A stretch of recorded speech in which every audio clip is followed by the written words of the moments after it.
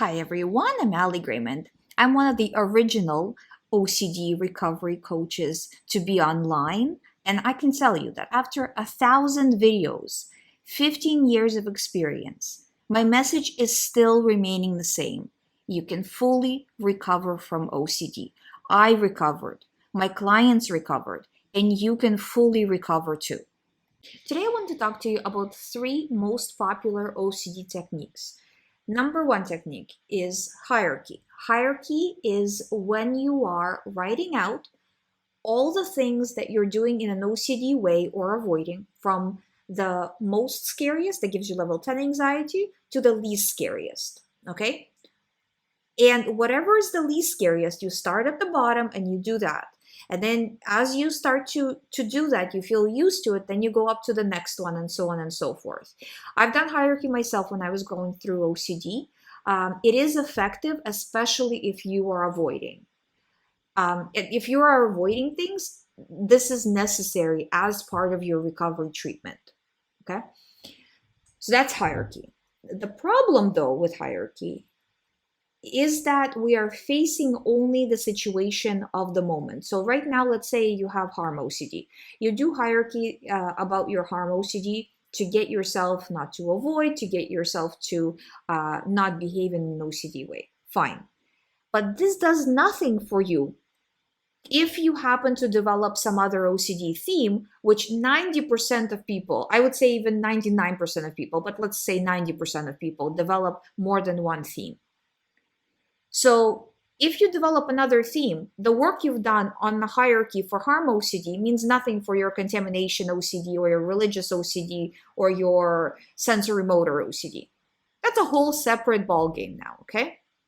So what are you going to do? You're going to do a new hierarchy for that OCD, and then it will switch again, and then you're going to do another hierarchy for another theme. You're going to be doing hierarchies your entire life. So it has its place, but it can't be your method of recovery. It can't be, because it's not going to work. You could see, I mean, anybody logically can see that, like, a person, me doing hierarchy for harm OCD will do nothing in case I develop sensorimotor OCD. It's not going to happen, right? I mean, anybody would say that. So, this is why people say, but OCD is chronic, I can't recover, because they are doing hierarchies. Number 2, scripting. Scripting is a technique where you write out the OCD story that's happening in your head in a vivid detail, and you reread it over and over again. It's supposed to habituate you, so you no longer fear it. For me, personally, hierarchy didn't make sense and it didn't work. I think it does work for some people, so let's say it works for some people and it doesn't work for some people. Let's say scripting works for you. You're still targeting only, first of all, the thought of the day. So you're going to be an author writing all these scripts. If you make it into a movie, you'll make millions. But it only is for the situation of the moment. And again, when it switches to some other theme, you're going to have a whole new script to write. And then tomorrow, when it switches to a different situation, you're going to write another script. Again, keeps you chronic. Do you see the theme here? Hierarchy keeps you chronic. Scripting keeps you chronic, right? It helps you in the moment, but it keeps you chronic. Third thing is on-purpose exposures. On-purpose exposures, like hierarchy, and in my opinion, unlike scripting, has its place. Because if you are avoiding something, if you are afraid of something, you need to do on-purpose exposure. So on-purpose exposures is part of the hierarchy, because you're doing something that you are afraid of doing that normally you wouldn't be afraid of, but you are afraid because you have OCD. So you do it as an on-purpose action to show your brain that you're no longer afraid of it, to habituate to it, and for it to stop being an issue.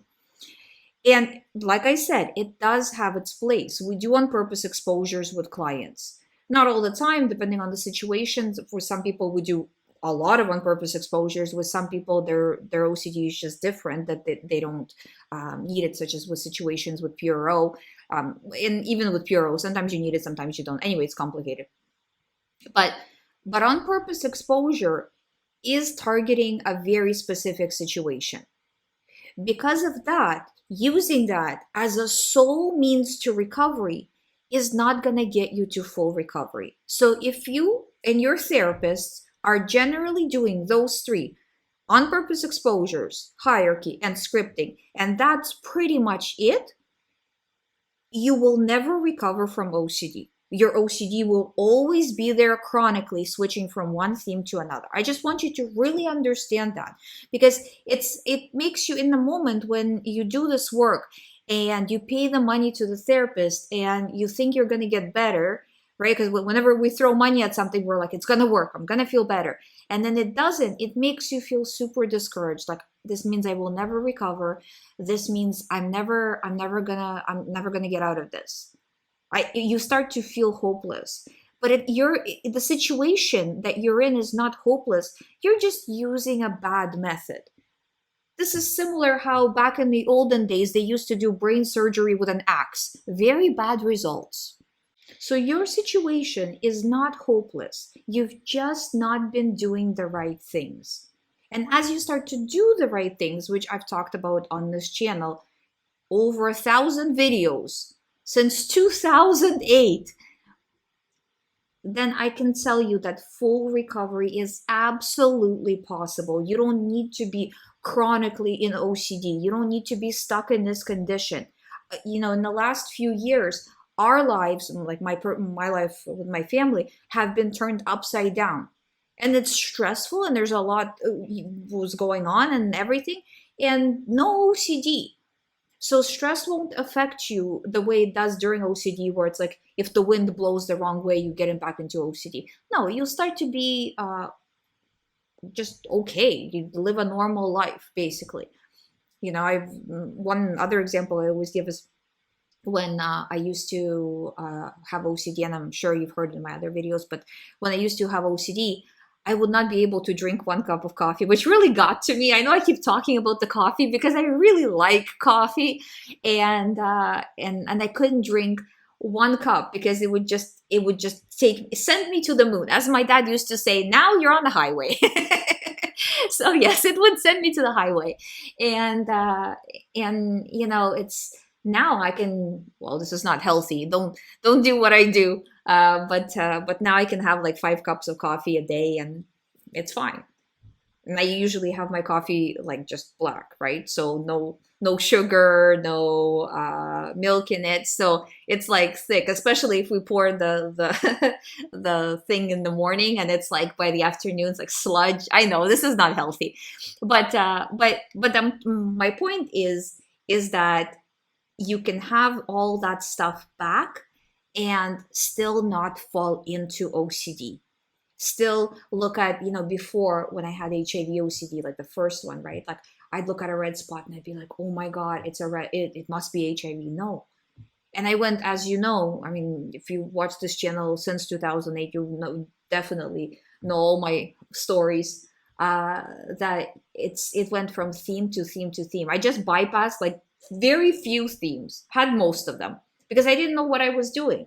So I did a lot of things, again, that kept me stuck, And when I started to understand that the theme really doesn't matter and approach it from that perspective, and again, we went over this in so many videos, your whole world starts to open up. You start to feel so much better, but it's a necessary journey. And I think I don't say this in a way as to criticize anybody or anything like that, but people there are thinking that they're doing something wrong. They're thinking that they're hopeless. They're thinking that they'll never recover, and it's that shouldn't be happening. That just should not be happening. So I hope you find my videos helpful. Subscribe if you haven't. If you would like to do one-on-one recovery program with me and really approach recovery in the way it needs to be approached, you can do so through youhaveocd.com. You know where to find me. I'll see you tomorrow.